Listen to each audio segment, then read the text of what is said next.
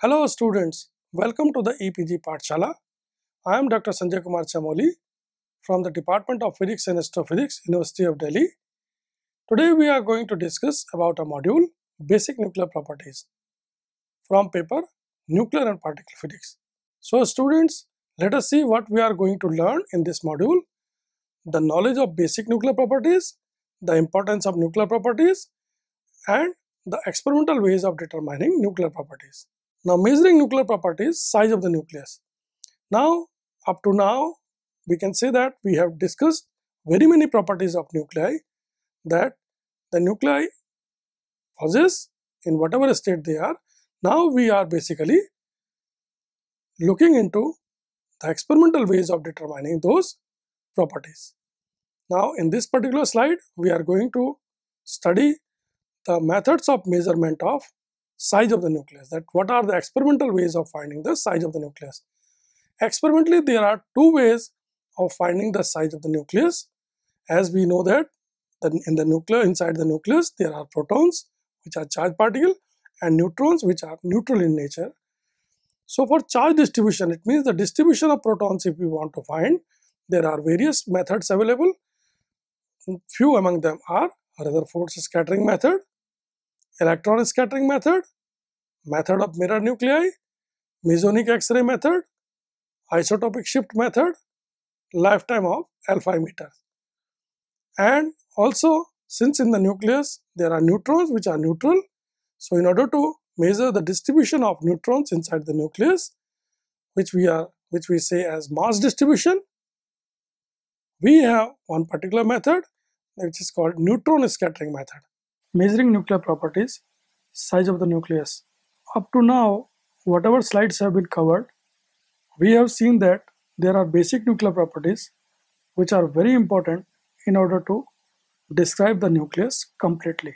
Now we will basically discuss that how to measure those nuclear properties. Now in this slide, basically our intention is to understand that how we can measure the size of the nucleus. But there are various ways by which the size of the nucleus can be measured. One of the important way is, and historically the earliest one is the Rutherford alpha scattering method. Now in the theory of Rutherford scattering, we have seen that at the point of interaction, the nucleus, at the point of interaction between the alpha particle and the nucleus of the atom, the two energy equations should match, so that the nucleus during the interaction of alpha particle considered at rest. So it means whatever energy of alpha particle was there, due to the interaction, the particle has come to the rest. So we have 1 by 2 mv square. So applying the energy conservation at the point of interaction, we find that half mv square is equal to half mv square plus Z into E by. It means the initial kinetic energy of the particle, alpha particle, is equal to the energy of the nucleus plus potential energy between the alpha particle and the nucleus.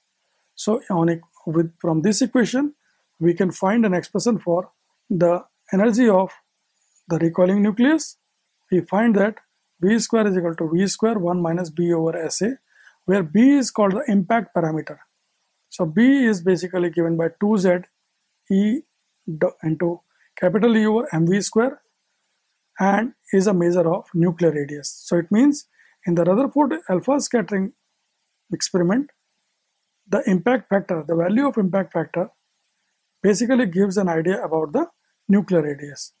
So finally in the nuclear, when we do the analytical treatment of Rutherford scattering, we come across the final expression as n dash is equal to q and t Z square into E square over 4 R square m square V to the power 4 cosec to the power 4 phi by 2. What is this n dash? N dash is the number of scattered alpha particles per unit solid angle per second.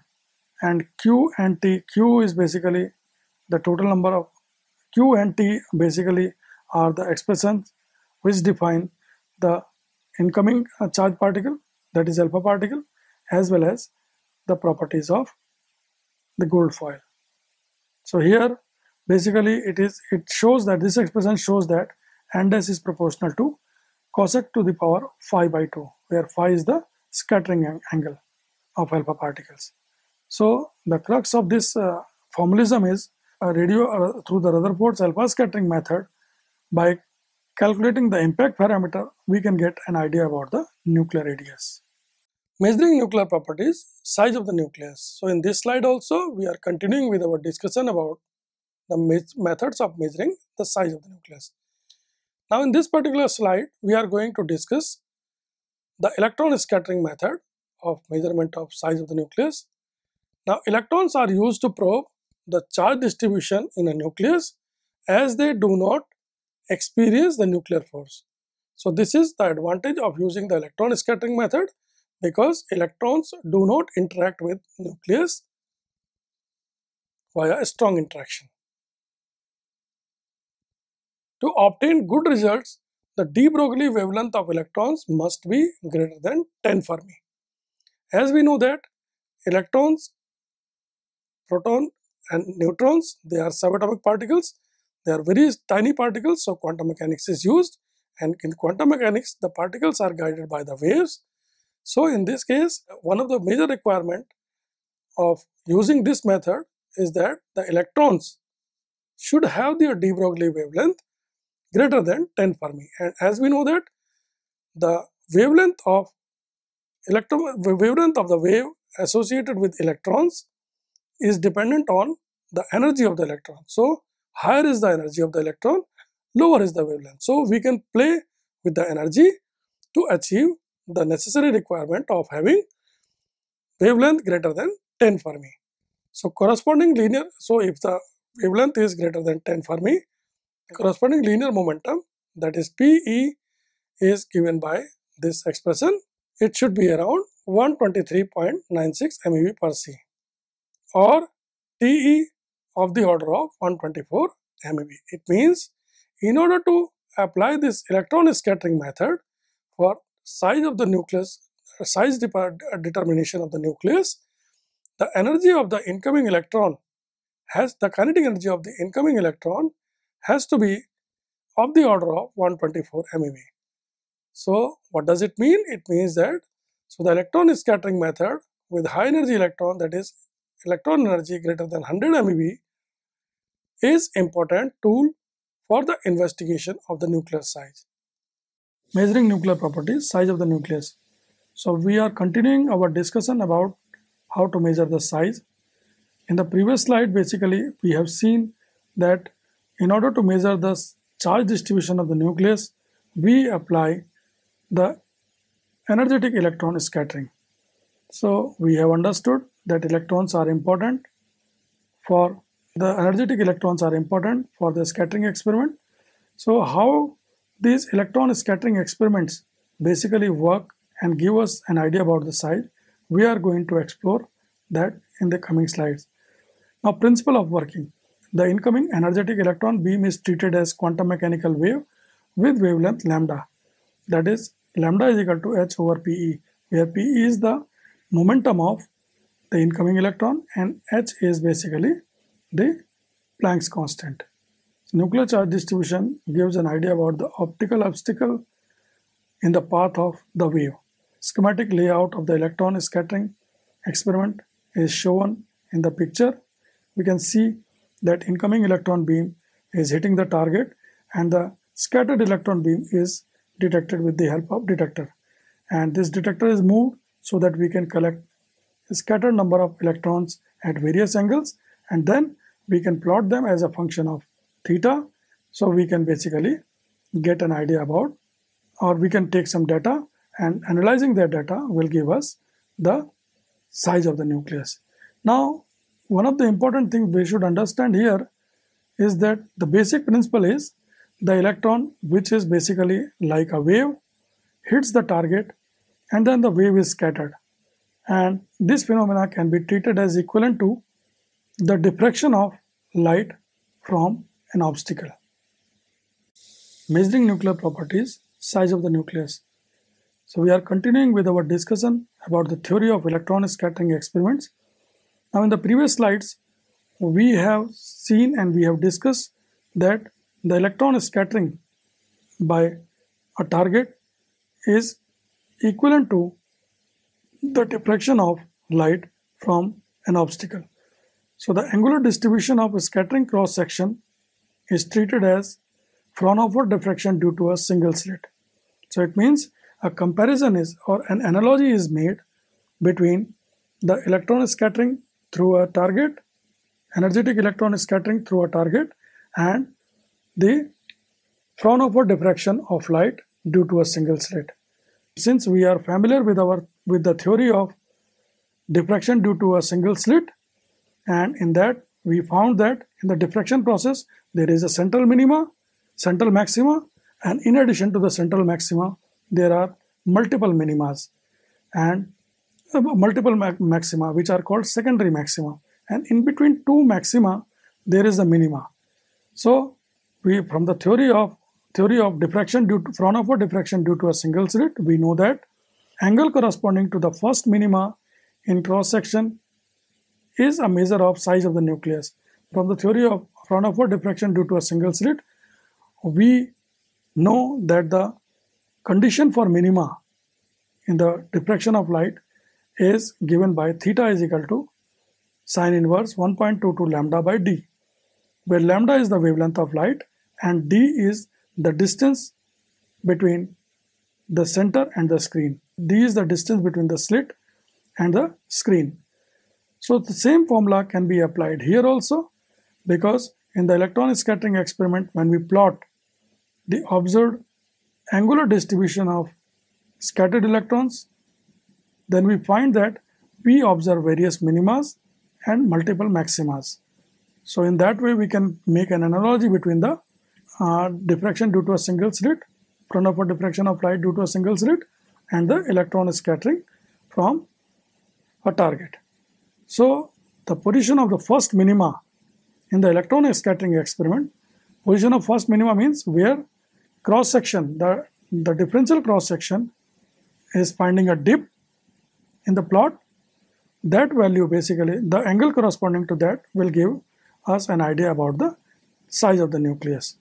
Example, in case of 208 lead, so it means if the energetic electrons are scattered by 208 lead target and the incoming electron energy is 502 MeV, which corresponds to lambda is equal to 2.72 MeV. So theta minimum is observed to be at 24 degree.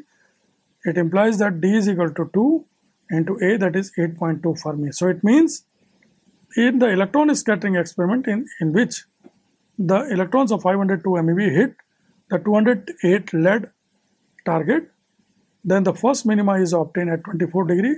When we put this data into the above expression, we get the size of the nucleus as equal to 8.2 Fermi. It means size of the nucleus of lead 208 is equal to 8.2 Fermi. So this is how the size of the nuclei are obtained through electron scattering experiment. Measuring nuclear properties, size of the nucleus. So we are still continuing with our discussion about electron scattering experiment.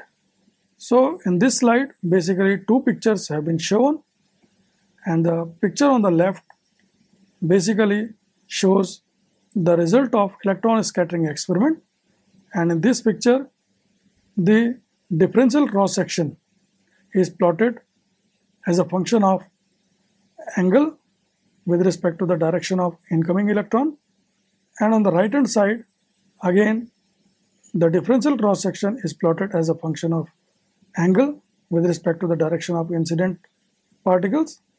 Left hand side picture is basically for the electron and right hand side picture is for the proton.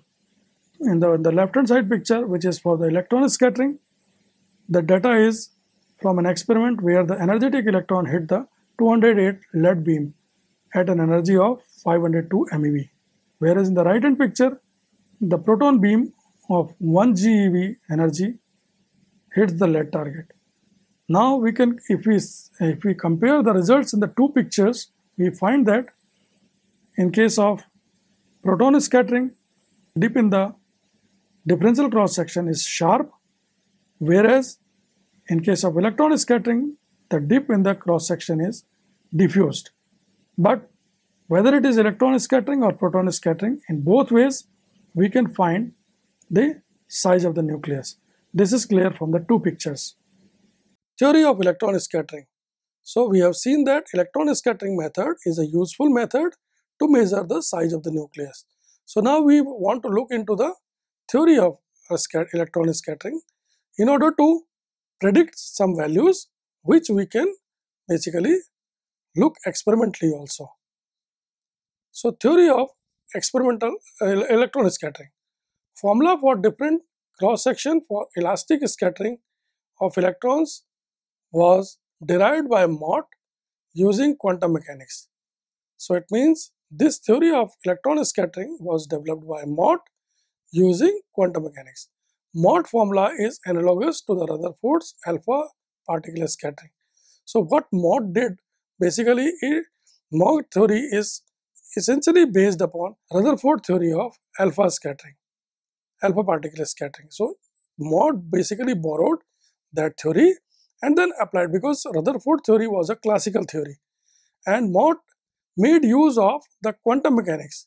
So basically all the concepts which were there in the Rutherford theory were taken by Mott, but he incorporated the quantum mechanical things into it and developed a theory for electron scattering. So Mott formula is analogous to the Rutherford's formula for alpha particle scattering. Assumptions of Mott formula are relativistic quantum mechanical treatment for the electron, and it is essential also. This assumption has to be there because in the Rutherford theory there was alpha particle, which is very massive particle as compared to the mass of the electron. So since we are going to apply that theory in the case of electrons, so electron's mass is very small as compared to the mass of an alpha particle. So we say that we have to use for a given energy electron, its velocity is in the relativistic order. Relativistic order, it means its velocity is comparable to the velocity of light. So we have to apply the relativistic quantum mechanical treatment.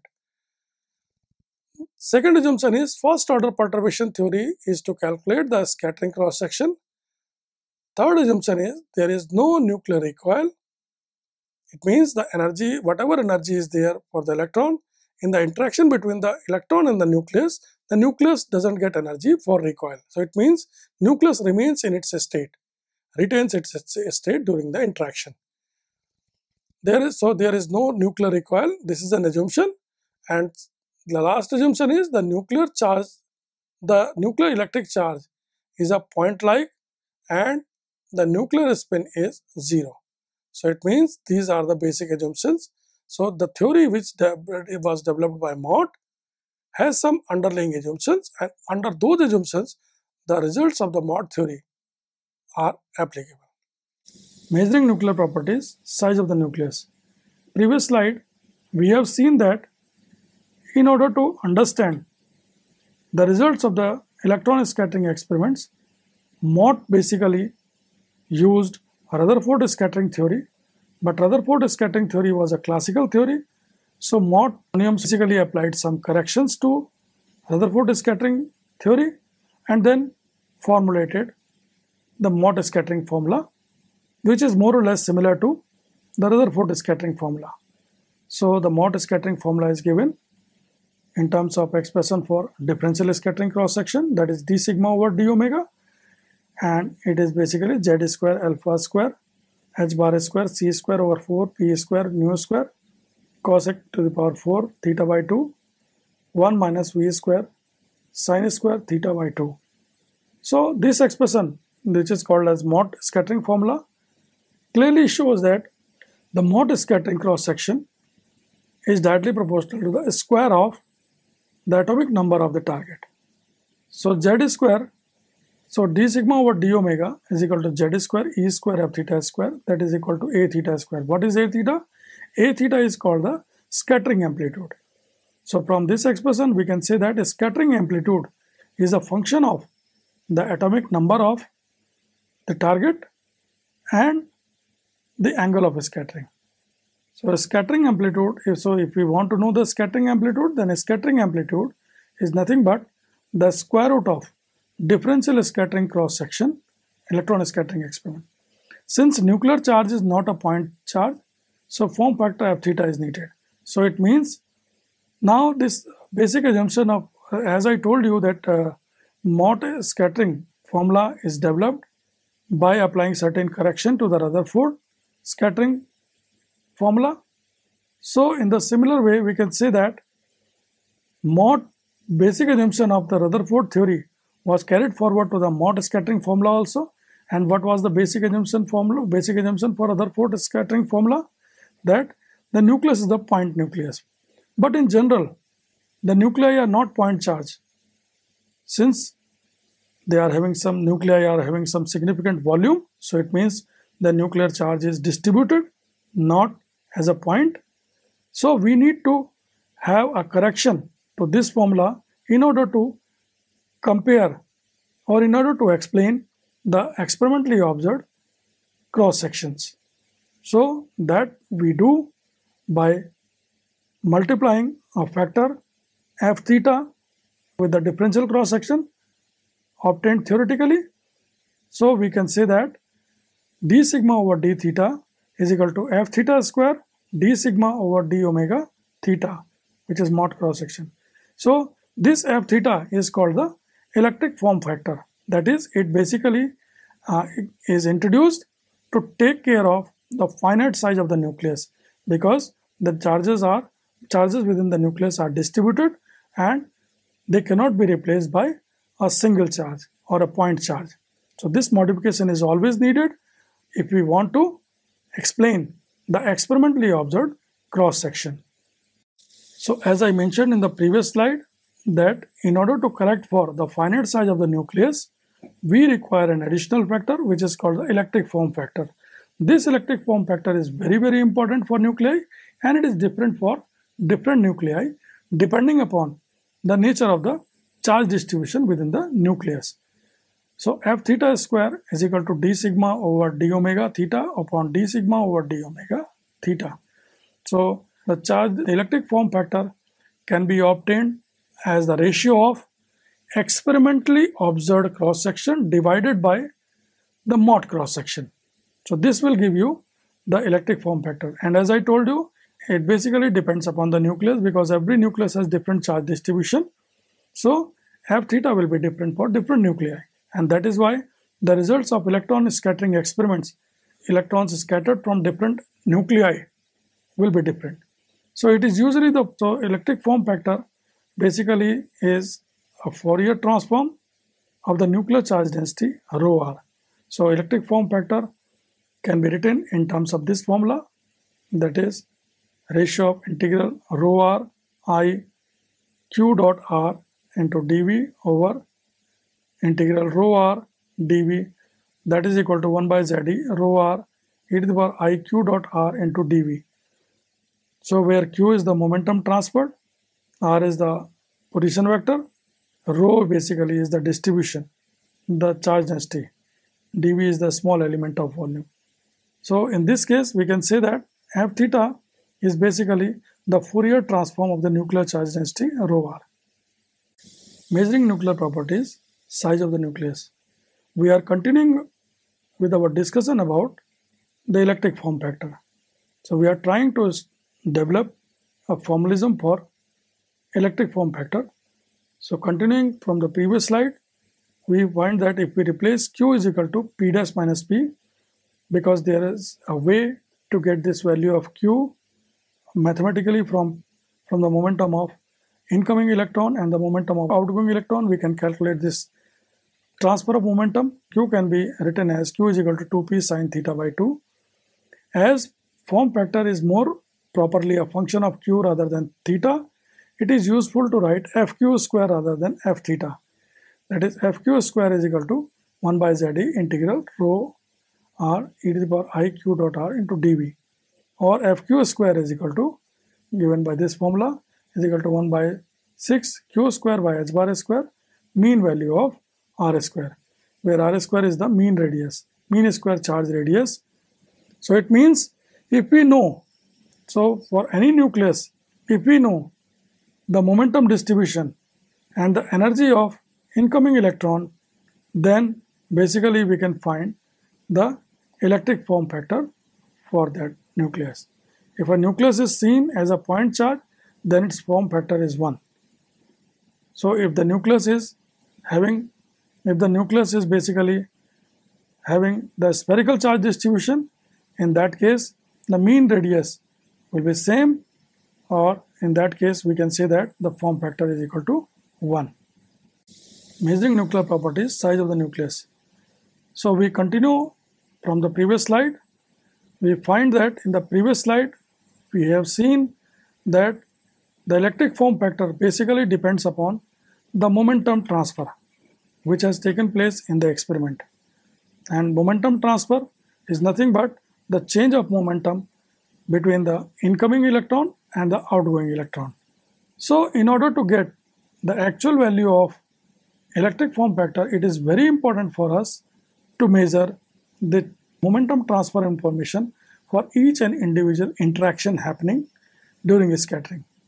In principle, to get accurate nuclear charge distribution, all information from the momentum transfer measurement is needed, which is practically impossible. It means it is very difficult for us to get all information about the momentum transfer taking place in the electron scattering experiment. So since we are unable to track all the momentum changes happening during the scattering process, so we basically can get a rough estimate of electric form factor. So with this limitation, we can only fit our scattering data to the Wood section function. So this is the only remedy out, because we are unable to measure or unable to track each and individual momentum transfer happening during the scattering process. We have no option but to fit our experimental data with Wood section function.